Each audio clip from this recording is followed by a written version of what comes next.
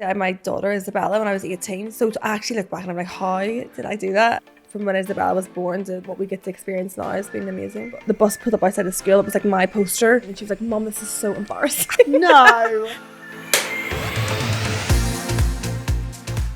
Hello and welcome to Stronger Than You Think with myself, Ashley Wilmot. And me, Jodie Ounsley. Our guest today is a pro MMA fighter signed to Bellator.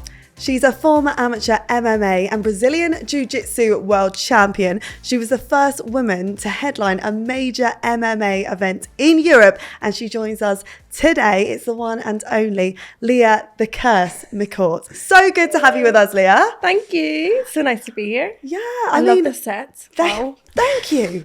Leah, you have got the most amazing story and we can't wait to dive straight into it. So let's start at the beginning because it's been a bit of a whirlwind for yourself. And when you grew up, it was Northern Ireland. Mm-hmm. What was life like back then? So I grew up in Belfast, and my dad's actually from Liverpool and my mum's from Belfast. So I was always going to be a fighter, obviously. And I had two sisters. And my dad always wanted us to learn how to defend ourselves, and that's how I got into martial arts, was like kind of that way. But as a child, I was so competitive. I was in every sports club. I Irish chess champion. I rode horses. I did judo. I was on basketball, hockey, football, every sports team. Wow. Like the most competitive person ever. Sounds like you. Yeah, similar actually.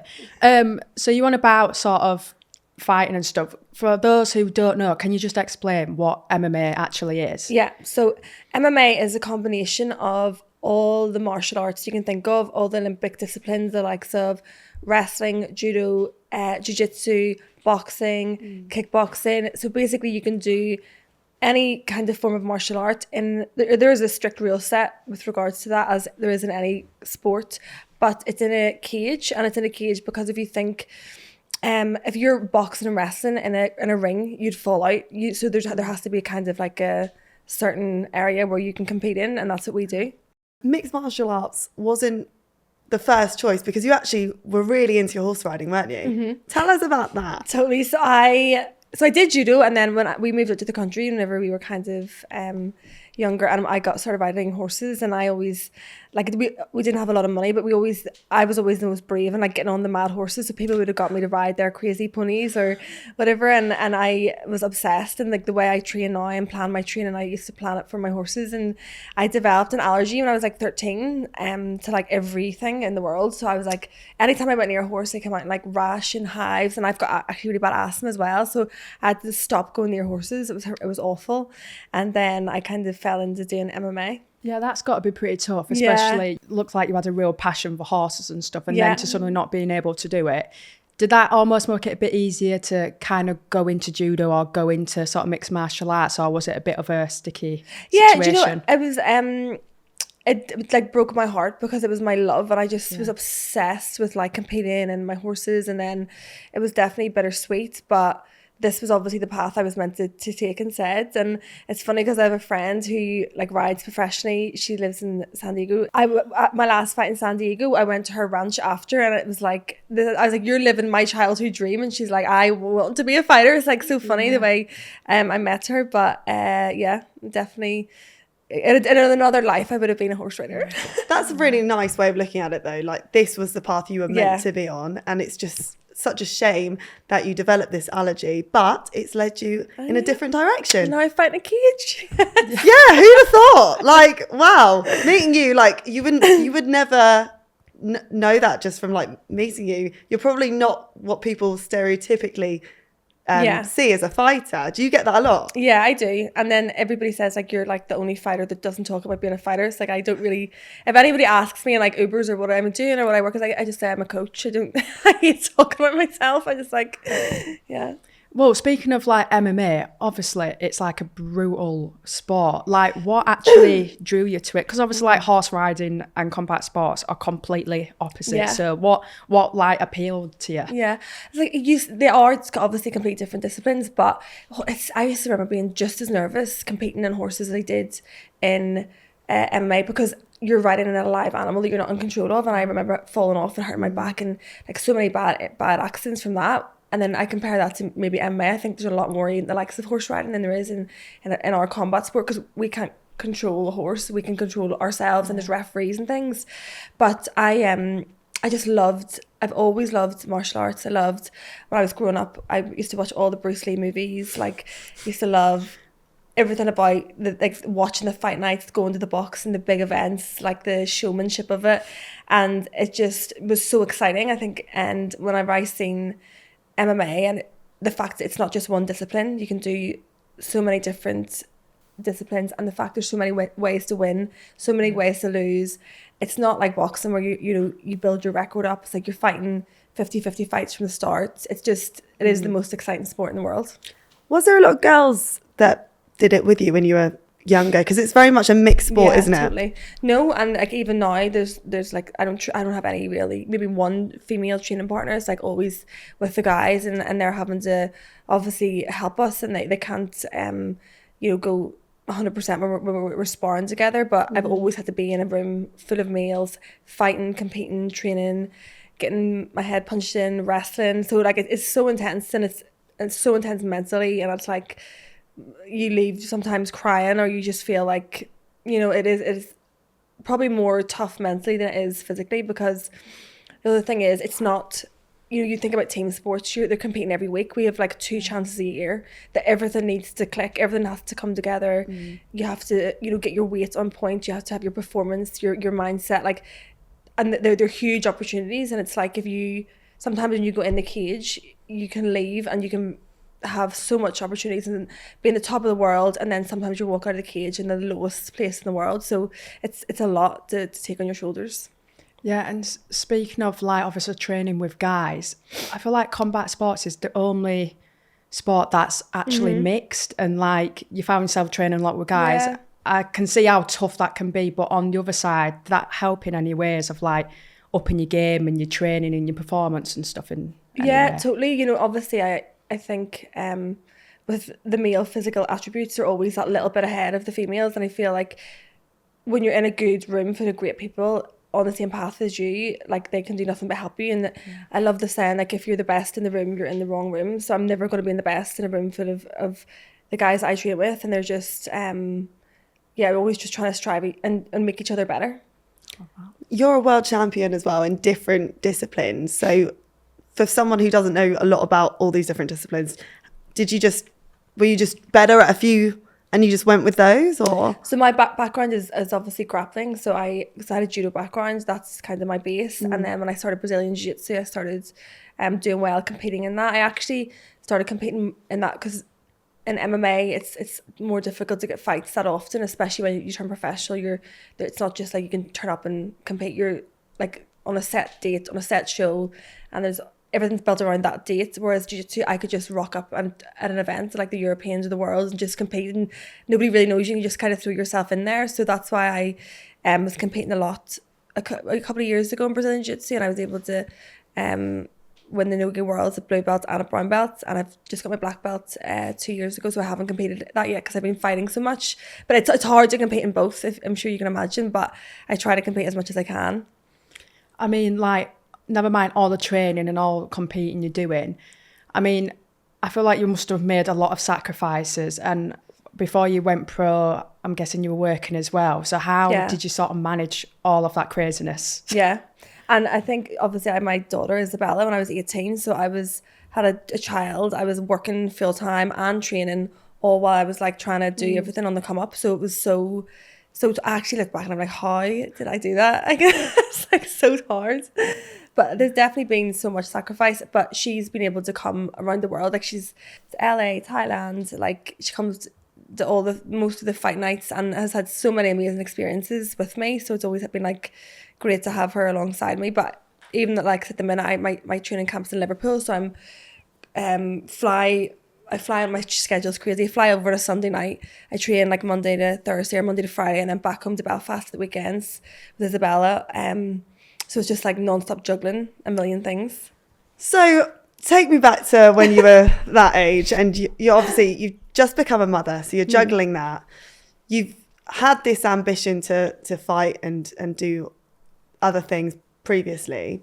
You had to put that on hold. So what what was the trigger? What actually made you think I can do this and I can do this to a good level and I'm going to do it now? Because lots of people, like, you're already very young and you've got a huge responsibility, and now you want to add this workload to it as well. So what inspired you to kind of think, I'm going to... Yeah, so it was never, I never did it to say, oh, I want to do this to become this or fight professionally. I did it as, it was more like a release. I loved going to the gym. I loved training.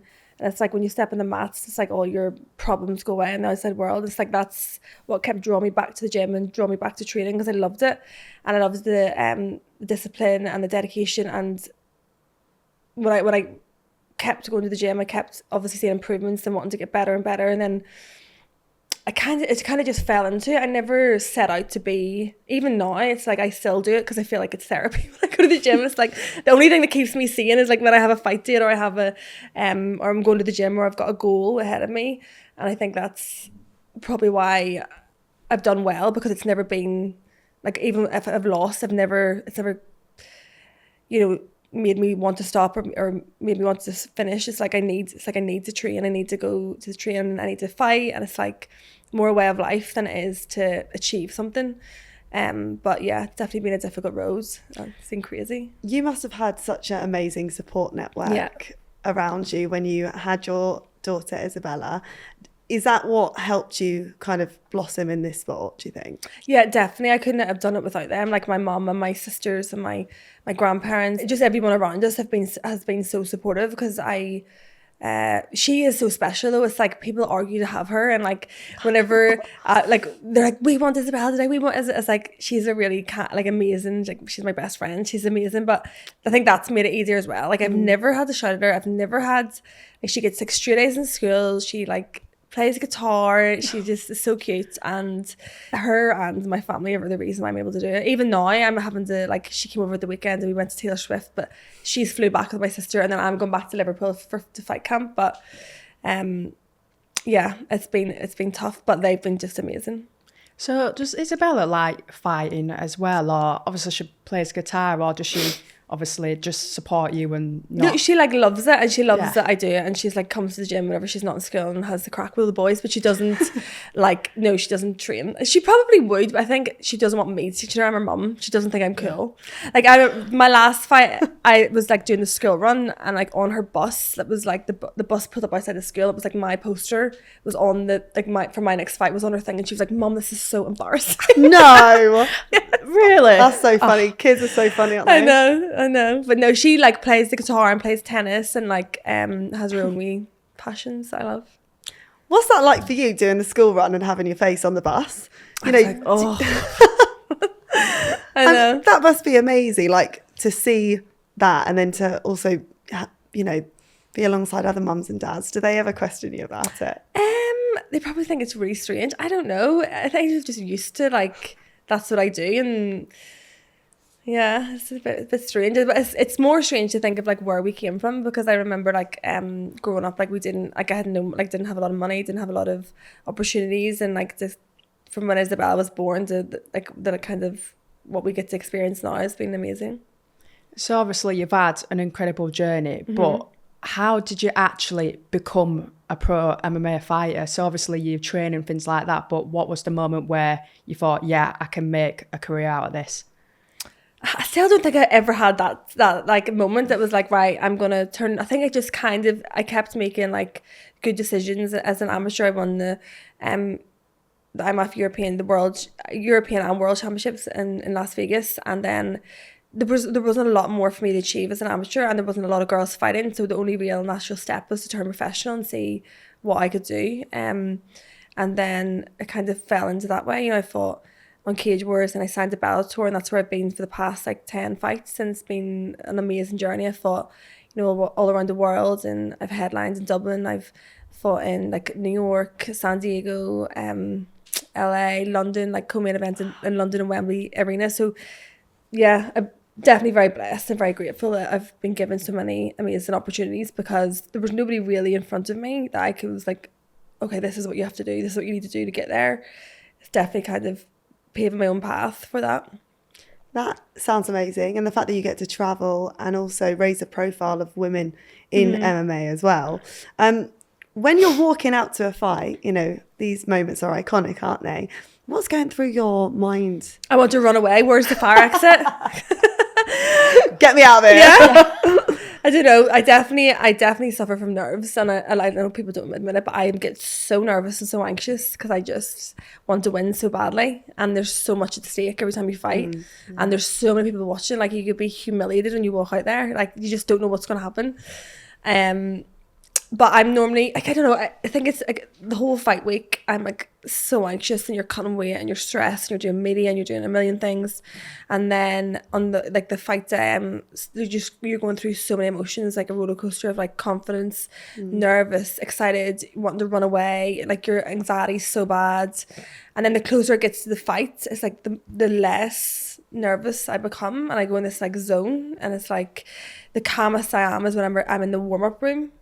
And it's like this little it's like a little room like this, and you're like warming up, and you're musical, and your coach is there, and you're the other people in the room are like walking out to fight, and you see them coming back, and they're either getting carried back or they've won and they're happy, and it's like all this is going on, and you're like, okay, you have to go, and they're like 30 minutes, Leah, get your hands wrapped. It's like there's so much emotion going through your body, and it's like I just have this weird like zen feeling, and it's just insane that you go from this room to walking out to like a stadium, and you're fighting. You're actually, it's not like I always think when I'm in these arenas and I'm warming up, why am I not a singer? Why am I not warming out to perform? Why do I have to walk out and fight someone in a cage?